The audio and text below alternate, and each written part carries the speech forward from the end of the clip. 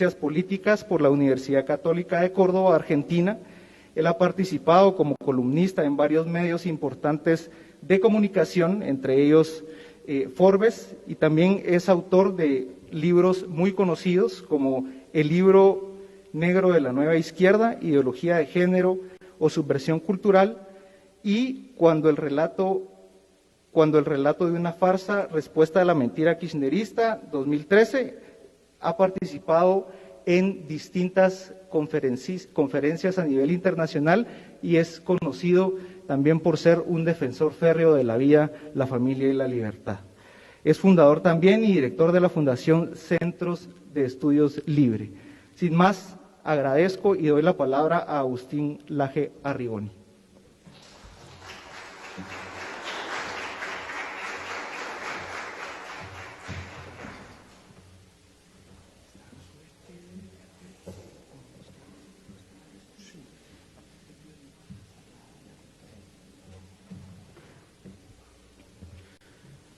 Bueno, muy buenos días a todos. Muchas gracias por el recibimiento.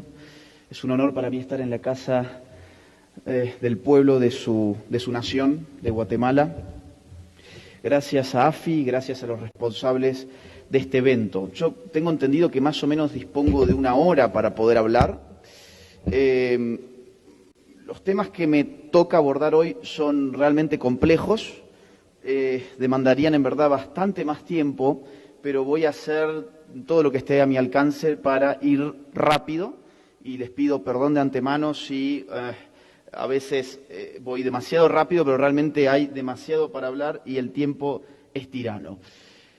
A mí se me pidió que hablara hoy sobre la agenda globalista y qué vínculo tiene esto con Guatemala, con lo que está pasando en Guatemala, y yo propongo además extender la pregunta a lo que está pasando en nuestra región, porque si hablamos de globalismo, seguir pensando solo en términos nacionales sería un error, porque el globalismo no conoce de naciones, el globalismo odia las naciones, el globalismo no conoce de fronteras, el globalismo odia las fronteras. De modo que yo, por supuesto, me voy a enfocar en Guatemala, pero voy a tratar de mostrarles, además, que esta agenda es mundial, y está en ustedes, y está en nosotros, pensar que esto es una mera coincidencia, que exactamente lo mismo que está pasando en su país es lo que está pasando en el mío, que exactamente lo mismo que está pasando en mi país es lo que está pasando en Perú, que exactamente lo mismo que está pasando en Perú es lo que está pasando en Chile y que exactamente lo mismo que está pasando en Chile es lo que está pasando en México. Yo no creo que sea una coincidencia y les voy a mostrar por qué. Tengo entendido que alguien me va a ayudar con esto porque no dispongo. Gracias. Entonces yo te voy a ir indicando próxima, así me das una mano. Gracias. Próxima.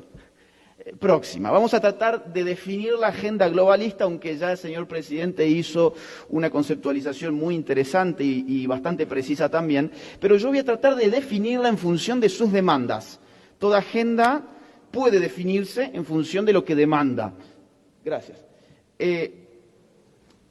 La agenda globalista tiene una serie de demandas que tienen actores específicos. Todos los actores específicos de la agenda globalista a ustedes les va a sonar, van a saber quiénes son. Entonces no voy a detenerme demasiado en ellos. Me suenan a mí, en Argentina están, aquí están en todas partes y están al mismo tiempo. Por supuesto, el feminismo, que prácticamente de un día para otro irrumpió de manera radical en todo el mundo occidental. Vamos a la próxima. El LGBT, que empezó a expandir sus siglas de forma acelerada, empezó siendo, digamos, el orgullo gay, después pasó a ser LGBT, después pasó a ser LGBTI, después pasó a ser LGBTIQ, después pasó a ser LGBTTQI, esas tres T remite a travestis, transexuales y transgénero, y después pasó a ser LGBTTQIA+, y después pasó a ser LGBTTQIA, y ese más, justamente lo que significa es, no podemos seguir agregando letras porque si no esto es impronunciable, básicamente. Ahora, ¿quiénes pueden ingresar en este lobby con ese más? Bueno, hay una indeterminación de quiénes pueden ingresar. De hecho, en ciertas zonas del mundo donde esta agenda avanza más rápido, hay una puja en este momento, por ejemplo, para que los pedófilos ingresen al lobby. Ejemplo del caso, Holanda. Ejemplo del caso, Alemania. Y bueno, si vemos alguna tendencia en algunas películas y series que ofrece Netflix hoy en día, podemos constatar que la idea de la pedofilia no está demasiado alejada de lo que llamamos agenda de género. Vamos a la próxima. Del feminismo, del cruce entre el feminismo y vamos a simplificar y vamos a llamar LGBT nada más, del cruce del feminismo y el LGBT nace lo que podemos llamar ideología de género, que lo voy a explicar en breve. Vamos a la próxima. Por supuesto, la agenda abortista. Esta agenda que ha tenido especial calado en Argentina, en este momento se está diseminando en todas partes, se están presionando ahora mismo muy fuerte, por ejemplo, en México, para empezar a legalizar el aborto en sus respectivos estados. Vamos a la próxima. ¿Contra qué va la agenda globalista? Señor presidente, ya lo marcó muy bien. Se trata de destruir una serie de lealtades. Hay que romper las lealtades que hacen al ciudadano, la lealtad en primer lugar con su familia. Un sujeto que no tiene familia es un sujeto que puede ser controlado perfectamente por el poder, porque la familia es un tapón para el poder, es un cuerpo intermedio, la cual reviste ciertas funciones, funciones económicas, funciones psicológicas, funciones afectivas, funciones sociológicas, como la función de la socialización. Barramos a la familia, ¿y quién va a aparecer allí para hacerse cargo de la socialización, la economía, la estructuración de la psique, etcétera, etcétera? Pues el Estado. Vamos a la próxima. Destrucción de las lealtades religiosas, eso es lo que está pasando en todos nuestros países en este mismo momento. Se está empezando a generar una suerte de religión universal que iría de acuerdo con los intereses de generar una suerte de gobierno globalizado que está empezando a restar soberanías a las naciones. De hecho, la religión también es un tapón que evita los excesos del poder político, porque uno, cuando tiene religión, parte sus lealtades. Soy leal al Estado, pero también puedo, por ejemplo, objetar conciencia, porque soy leal a Dios. Si yo quito a Dios del medio, entonces solamente tengo una lealtad. ¿Cuál es? La de mi Estado. Pero mi Estado-nación no, vamos a la próxima, sino el futuro Estado global, que es lo que se está generando en este mismo momento. Esto no son teorías de la conspiración. La Agenda 2030 de la ONU ya ha establecido de forma explícita en su página web, que ustedes pueden visitar hoy mismo, que hay que aprovechar, esa es la palabra que utiliza, hay que aprovechar la pandemia para generar una gobernanza mundial. Palabras textuales. Para eso, por supuesto, hay que destruir las lealtades nacionales, aquello que nos une a nuestra patria, aquello que nos hace ser a mí argentinos y a ustedes guatemaltecos. Porque si yo soy argentino y ustedes son guatemaltecos, pues entonces van a defender algo que se llama soberanía nacional. Pero si ustedes no se sienten guatemaltecos y yo no me siento argentino, pues cualquier burócrata de la ONU que no tiene absolutamente nada que ver con nuestro proyecto de nación y con nuestra cultura y con nuestra historia común, va a venir a decirnos qué es lo que tenemos que hacer en nuestras patrias. Vamos a la próxima. Espero entonces que haya quedado así, digamos, muy sintéticamente entendido cuáles son algunos componentes, no he hablado de todos los componentes, sino los que importan para esta conferencia, algunos componentes en términos de demandas y de actores de la agenda globalista y contra qué se enfrentan esos actores puntuales. Yo quiero definirles muy rápido uno de estos temas que he planteado. Voy a abordar dos de esos temas. Voy a abordar el tema ideología de género y voy a abordar el tema aborto. Voy a empezar con ideología de género, que es un tema muy espinoso, por eso quería hablarlo hoy. Vamos a la próxima. La ideología de género está directamente vinculada con el feminismo. Esto es bueno que lo entendamos muy bien. A veces dicen, bueno, hay un feminismo que es bueno, hay otro feminismo que es malo. El feminismo malo es el que hay que repudiar, pero el feminismo bueno hay que reivindicar. Bueno, digamos, el feminismo, hay muchos feminismos, en la historia ha habido muchos feminismos, las feministas liberales del siglo XVIII, el feminismo marxista del siglo XIX y de principios del siglo XX, y finalmente, el feminismo de género que empieza a desarrollarse en la segunda mitad del siglo XX. Lo que hoy llamamos ideología de género es la puesta en práctica de una corriente feminista llamada feminismo de género, cuya autora principal fue esta francesa llamada Simone de Beauvoir. Simone de Beauvoir, no voy a hablar mucho de su teoría, quiero simplemente que nos detengamos en una de sus frases célebres que hoy todo el mundo repite, que es: no se nace mujer, llega una a serlo. Esto es importantísimo porque este es el corazón de la ideología de género. El corazón de la ideología de género consiste en establecer que nuestra sexualidad biológica no determina en ningún sentido nuestra existencia, no determina en ningún sentido nuestra identidad, que nuestra identidad y lo que somos es simplemente una construcción cultural. Por eso, por ejemplo, en muchos países ya están legislando para que los niños al nacer se les pueda colocar no hombre, no mujer, no varón, no mujer, sino género X, y que esa persona en su socialización pueda decir cuál es su sexo. Ok, esto, digamos, es absurdo en términos biológicos, es absurdo en términos científicos, pero esta es la ideología de moda. Y como ustedes verán, esto no es nuevo. Este pensamiento es del año 1948. El tema es que este pensamiento hoy dispone de mucho dinero, de mucho lobby internacional, porque se ha convertido en una pieza clave de la agenda globalista. No se nace mujer, llega a un nacerlo, significa que hay un sistema opresor llamado patriarcado que configura, formatea, construye a la mujer como una mujer, y esa mujer en verdad no es mujer por las características biológicas de lo que es, sino que es mujer por cómo un sistema la ha hecho ser. Este pensamiento se va a radicalizar, vamos a la próxima, y va a llegar a Estados Unidos. En los años 70 va a dar, digamos, va a hacer emerger otro tipo de feminismo, que es el feminismo radical, que toma a Simone de Beauvoir y empieza a sacar muchas consecuencias de este tipo de enfoque. Una consecuencia que llega hasta el día de hoy es la declaración o, digamos, la argumentación de la feminista Kate Millett en su libro Política Sexual, año 1970, estableciendo que lo personal es político. Yo no sé si ese eslogan ha llegado ya aquí a Guatemala, pero está en prácticamente todo el mundo. Todo el feminismo hoy tiene esto como frase de cabecera. Lo personal es político, a tal punto, por ejemplo, que en Argentina han demandado políticas de subsidios menstruales, por ejemplo, políticas menstruales, porque lo personal, por ejemplo, la menstruación, es una lucha política.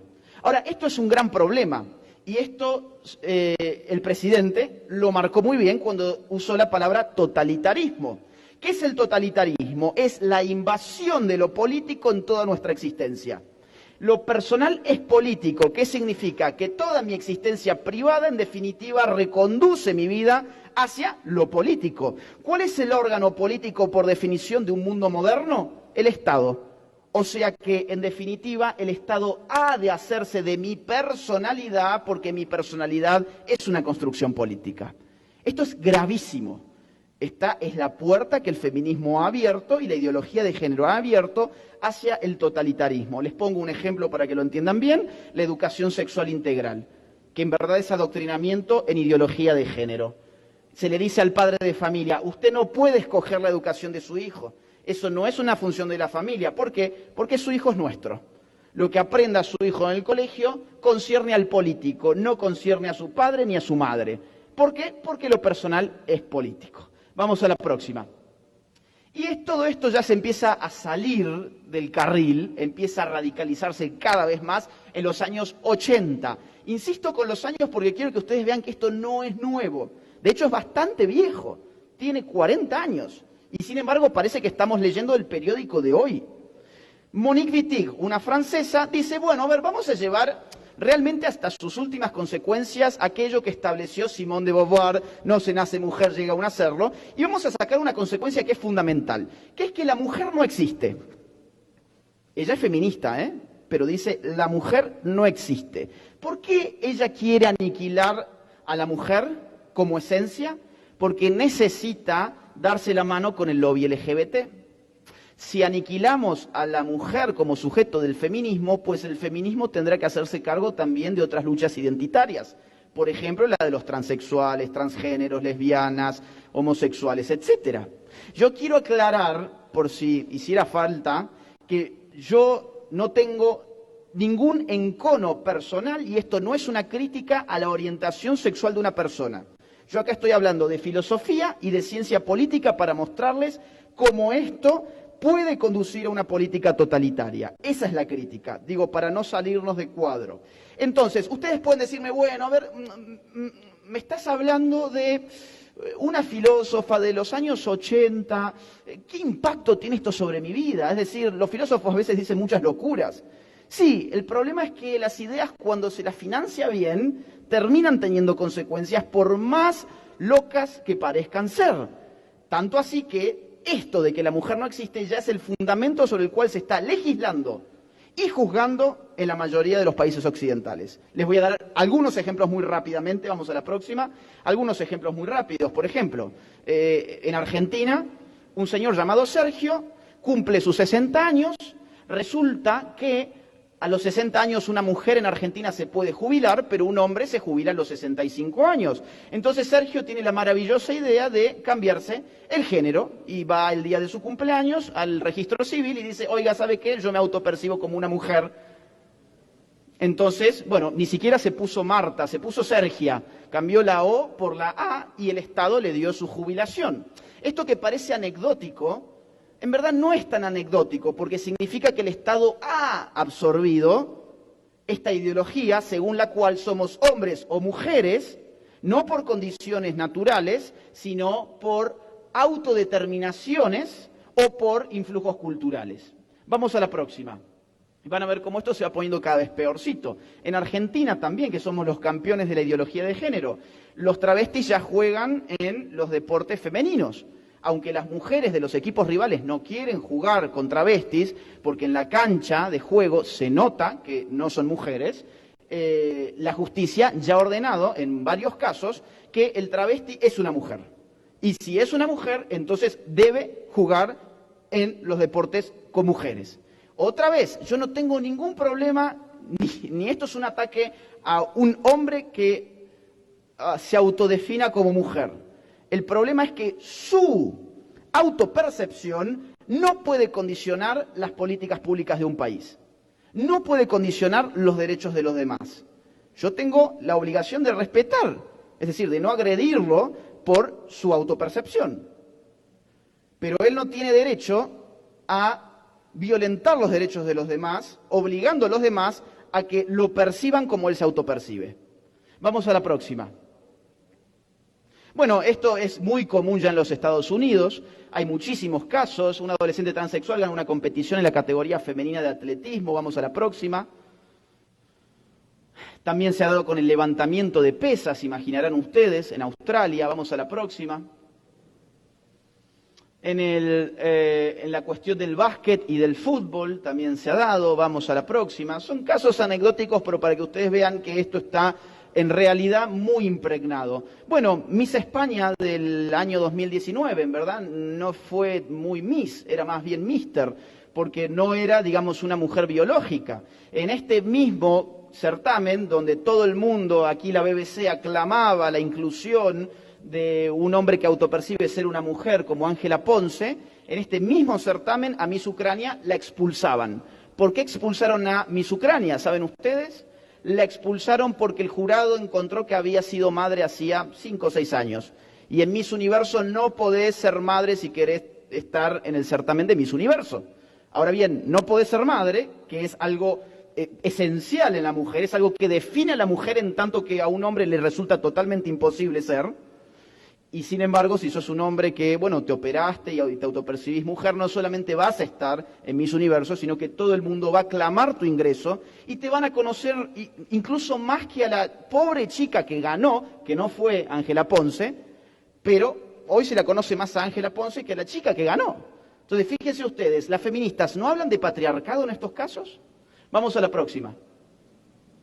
Bueno, en Argentina nos pasa lo mismo, certámenes de belleza donde entran, bueno, que son cada vez menos bellos, diría yo, ¿no? Vamos a la próxima. Y esto se empieza a poner un poquito más feo cuando empezamos a considerar, por ejemplo, el sistema carcelario. ¿Qué pasa si a mí me meten preso y yo digo que en verdad yo soy una mujer? ¿Dónde debería yo estar preso? Esto ya ha pasado. Estados Unidos trasladan a un violador a una cárcel de mujeres tras su cambio de sexo. 6 meses más tarde aíslan por conducta obscena a un violador transgénero que cumple pena en una cárcel femenina. Vamos a la próxima. Ha pasado también en otros lugares. Aquí El Mundo de España nos informa que un violador dice ser transgénero para ir a una cárcel de mujeres y abusa de 4. Próxima. Violadores convictos se declaran mujer para ir a cárceles femeninas y lo consiguen. El caso inglés. Vamos a la próxima. Fíjense, yo he buscado muchos países distintos. España, un bombero acusado de maltrato contra su mujer cambia de sexo durante el proceso judicial para que le den menos pena. Y las feministas, todas silenciadas. Nadie dijo nada. Vamos a la próxima. Bueno, otra más, vamos más, próxima. Bueno, esto es de aquí cerca, de Costa Rica, para que vean que esto no solamente pasa en Europa, ha pasado en Argentina, ha pasado en Costa Rica, donde un travesti con un palo golpeó a una reclusa en la cárcel de mujeres. Vamos a la próxima. Y finalmente, la famosa ideología de género llega a terminar de constituirse en los 90 en la pluma de una californiana filósofa llamada Judith Butler, que va a establecer lo siguiente, que el sexo siempre fue género, con el resultado de que la distinción entre sexo y género no existe como tal. Hasta este momento se hablaba de sexo y de género. Lo que pide Judith Butler es, dejemos de hablar de sexo, vamos a hablar solamente de género. ¿Cuál es el problema? Que el sexo remite a nuestra biología, a nuestra naturaleza, y el género remite a los roles sociales. Entonces, de todo lo que se tiene que hablar de ahora en más es de género, y eso es lo que se ha venido haciendo. Entonces, ¿qué es la ideología de género? La ideología de género es un conjunto de ideas anticientíficas que desarraigan de la naturaleza humana, perdón, de la sexualidad humana su naturaleza, para explicarla simplemente por la cultura y por la autopercepción. Ahora bien, vamos a la próxima. El problema con esta ideología no es que sea falsa, no es que sea anticientífica. El problema con esta ideología es que es autoritaria y ataca la libertad. Es decir, y acá quiero hacer este foco, no quiero focalizar. El problema no es que Carlos autoperciba ser Carla. Bueno, eso es un problema suyo. El problema es que esto engendre leyes que terminen vulnerando los derechos de los demás.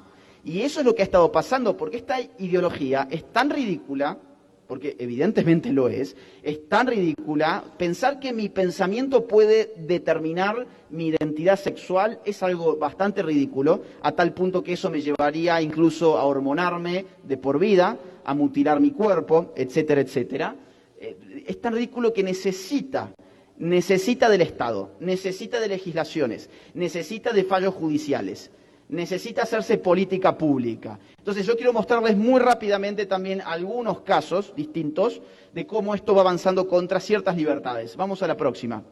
Por ejemplo, en Canadá se aprobó una ley que castiga severamente a quienes usen pronombres de género equivocado. O sea, si nosotros estuviéramos en Canadá y ustedes, alguno de ustedes, me dice a mí, él, y yo, o sea, él, se refiere a mí con el pronombre él, y resulta que yo en verdad me autopercibo como ella, pues yo los puedo demandar por usar un pronombre de género que no va con mi identidad de género.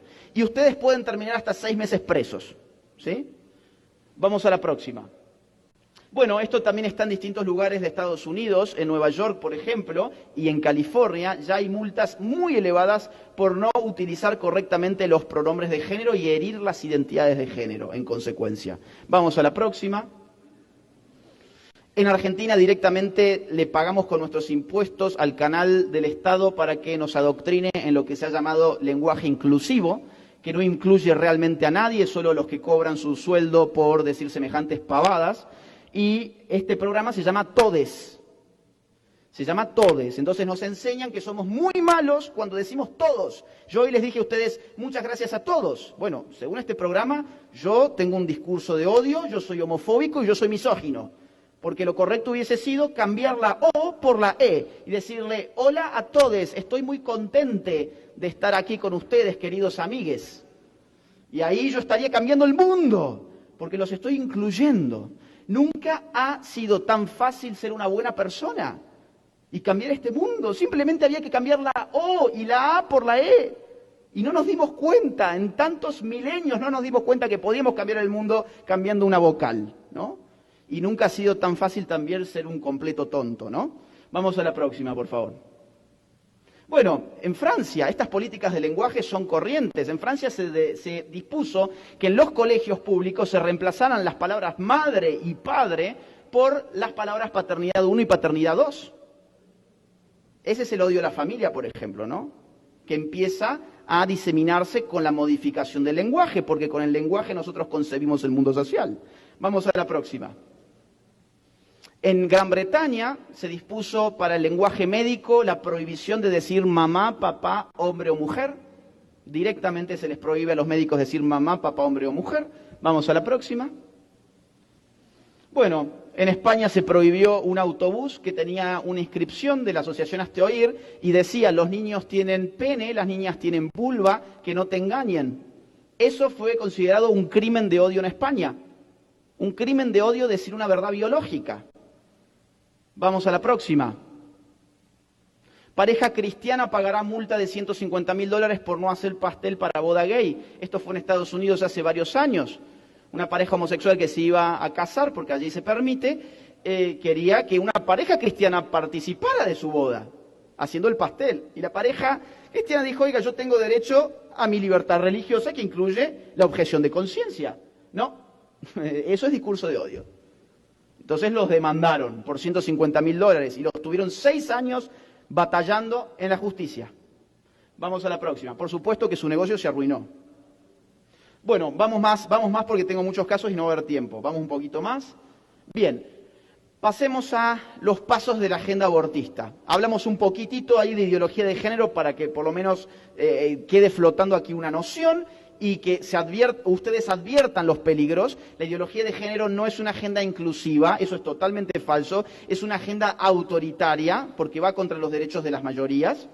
Y ahora voy a pasar a lo que es la agenda abortista, ¿sí? La agenda abortista tiene una serie de pasos. Vamos a la próxima.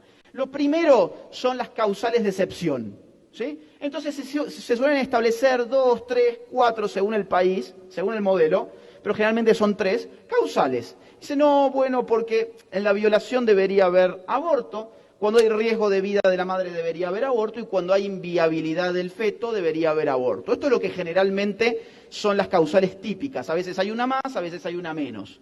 Pero ¿qué pasa? Este es el primer paso. Cuando se legisla en ese sentido, vamos a la próxima, aparece un segundo paso, que se empieza a utilizar la causal en cuestión como legalización encubierta. Por ejemplo, la cuestión de la violación administrativamente pasa a una instancia en la que no es necesario que se inste el proceso penal, no es necesario que se impute a nadie, no es necesario que se procese a nadie, no es necesario que nadie confirme que allí hubo una violación. Y esto es importante, digo, porque ronda el mito de que la mujer no miente. El feminismo nos ha impuesto un mito, que es que la mujer no miente y a la mujer hay que creerle siempre como si fuese, no sé, digamos, una persona incapacitada ontológicamente para mentir. Y eso lo siento mucho, pero no es así. Hombres y mujeres podemos mentir. Y en Argentina se ha utilizado esto muchísimo para llevar adelante abortos. ¿Por qué? Porque entonces solamente basta tu declaración jurada. Vos vas embarazada, hacerte un aborto, a un médico y le decís, mire, quiero que mate a mi bebé porque fue producto de una violación. Bueno, déjeme acá su firma, la declaración jurada de que usted la han violado y vamos a hacer el aborto. Entonces, esto se empieza a usar como una trampa para que de la causal haya una suerte de legalización encubierta. Luego, en lo que era el riesgo de la vida de la mujer, pasa a ser riesgo de la salud integral de la mujer. Y la salud integral es un concepto de la OMS, que se define como la conjunción entre salud física, mental y espiritual. Por lo tanto, según la OMS, todos nosotros, lamento informarles, estamos enfermos. Digo, yo no conozco a ninguna persona que goce de plena salud física, mental y social. Digo, el negocio de medicalizarnos daría para una conferencia aparte. Pero claro, entonces, en este caso, una mujer puede ir a su médico, ya embarazada, y decirle, bueno, mire, ¿sabe qué? Yo me estoy sintiendo muy estresada con el embarazo y estoy teniendo ansiedad. Eso ya encuadra como un riesgo a la salud integral de la mujer, porque eso calificaría como un deterioro de la salud mental. O bien la mujer puede ir y decirle, mire, ¿sabe qué? A raíz de mi embarazo o en estas últimas semanas, yo me he peleado con mi pareja, o yo he perdido mi trabajo, o yo me he peleado con mi familia. Entonces mi salud social está condicionada. Entonces, por favor, hágame un aborto y se puede hacer. Vamos a la próxima. Tercer paso. El tercer paso ya directamente llega a la despenalización o la legalización según sea el caso. Generalmente son inicialmente de 12 semanas. Se suele considerar a los menores de edad, pero con la supervisión y autorización de los padres. Y además se mete el abortismo en la educación sexual por la misma ley que despenaliza o legaliza el aborto. Vamos a la próxima. El cuarto paso es una radicalización de esto, ¿no? Se dice, no, bueno, vamos a extenderlo. ¿A cuánto? Bueno, a veces suelen ser 14, en Argentina fueron 14. En el 2018 el proyecto era 12 semanas. En el 2020 el proyecto fueron 14 semanas. Y a veces son incluso 24 semanas, ¿no? Y además las causales de aborto se establecen sin restricción. ¿Se acuerdan las causales, violación, etcétera? Bueno, se dice, en estos casos no hay ninguna restricción. Con lo cual, una mujer de 9 meses puede hacerse un aborto si llena una declaración jurada diciendo que ha sido violada. O puede hacerse un aborto con 9 meses de embarazo diciendo que su salud social o su salud mental está viéndose perjudicada. Vamos a la próxima. Y aquí ya las niñas pueden hacerse abortos sin el consentimiento de sus padres. Vamos a la próxima. Y el último paso de la agenda abortista es el aborto por nacimiento parcial. ¿Saben lo que es? Básicamente tenés al niño a mitad de salir y ahí le inyectas un químico letal. Ahora yo me pregunto, ¿quién quisiera abortar un niño que está saliendo del vientre? Digo, ¿qué hay en ese niño para matarlo cuando está saliendo ya totalmente formado? ¿Será que hay órganos? ¿Qué se puede comercializar de ese niño? Vamos a la próxima. Esto, digo, ya opera en ciertos lugares, ¿eh? Esto no es una elucubración teórica. Esto ya existe. Los intereses de fondo, en lo que queda de esta conferencia, que son 20 minutos, quisiera hablarle de cuáles son los intereses de fondo de todo lo que he hablado hasta ahora. Fundamentalmente aborto e ideología de género. Claro, a ver, no podemos ser ingenuos. Empecé yo diciendo, nosotros podemos elegir, como en Matrix, ¿vieron? Píldora roja, píldora azul. Píldora azul, bueno, seguimos con nuestra vida y ponemos la televisión y ponemos Netflix y vemos muchas series y nos divertimos y pensamos que todo esto es una alegre coincidencia. O tomamos la píldora roja y decimos, bueno, a ver qué está en el fondo. ¿Por qué? ¿Por qué esta misma agenda tiene lugar en países lejanos, como Argentina, Guatemala, México, España, Francia, Estados Unidos? ¿Por qué lo ha invadido todo? Bueno, es que hay una serie de intereses de fondo, ¿sí? Vamos a la próxima. Primero que nada, el aborto como biopolítica. El aborto y también la ideología de género se plantean como una forma de condicionar y manipular la demografía de nuestros países. Pero vamos a ir punto por punto, vamos a la próxima. La historia del aborto, cuando uno hace una historia de las organizaciones abortistas, se va a dar con que han habido más o menos 3 o 4 discursos que han tratado de legitimar la política del aborto y el negocio del aborto, ¿sí? La primera aparición militante del aborto tuvo lugar a principios del siglo XX, principalmente en Estados Unidos, y llevó adelante lo que se podría llamar un discurso eugenésico. ¿Qué es la eugenesia? Bueno, es la tecnología a partir de la cual uno trata de manipular las configuraciones genéticas, la evolución genética de nuestra especie. Suelen ser doctrinas vinculadas al racismo, por supuesto, donde se trata de seleccionar artificialmente los genes más aptos y dejar fuera los genes menos aptos, por lo tanto, las personas más aptas y dejar fuera o aniquilar a las personas menos aptas. Vamos a la próxima. Esto apareció en el núcleo del aborto a principios del siglo XX, en la pluma de una feminista de la época llamada Margaret Sanger, que fue la fundadora de Planned Parenthood. ¿Les suena Planned Parenthood? Planned Parenthood es, digamos, la red de clínicas abortistas más exitosa del mundo, que aparece por primera vez en Estados Unidos como PPFA, Planned Parenthood Federation of America. Su mentora, su líder, fue esta señora, Margaret Sanger, ¿sí? Que dice lo siguiente: el control de la natalidad es nada más y nada menos que una ayuda para aligerar en algo el problema de los menos aptos y evitar su descendencia. Si hemos de hacer progresos raciales, este avance para la mujer debe preceder a la maternidad de cada una de ellas. Entonces, y solo entonces, puede que la madre deje de ser una incubadora y se convierta en una madre de hecho. Entonces, solo ella podría transmitir a sus hijos e hijas las cualidades que hacen fuertes a los individuos y de manera colectiva una mejor raza. Planned Parenthood en sus inicios fue financiado para exterminar, por ejemplo, a la comunidad negra. En última instancia, a una raza más limpia. Claro, a ver, no hace falta irnos a Estados Unidos, pensemos en Perú, las esterilizaciones forzadas en pueblos indígenas.